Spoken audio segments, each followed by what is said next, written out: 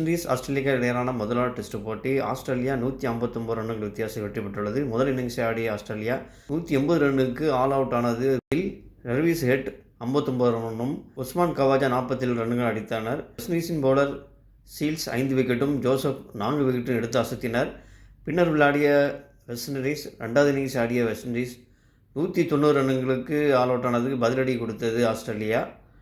10 ரன்கள் பின்தங்கிய விளையாடிய ஆஸ்திரேலியா இரண்டாவது இன்னிங்ஸில் சுதாரித்து 300 ரன்கள் மேல் அடித்தது.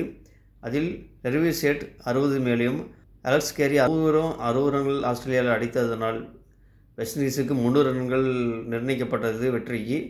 ஆனால் ஆஸ்திரேலியாவின் பவுலிங்கை தாக்குப்பிட முடியாமல் ஹேசல்வுட் 5 விக்கெட்டு வீழ்த்தினார். ஆஸ்திரேலியாவின் பவுலிங்கை தாக்குப்பிடிக்க முடியாமல் வெஸ்ட் இண்டீஸ் அடுத்தடுத்து விக்கெட்டை இழந்தது.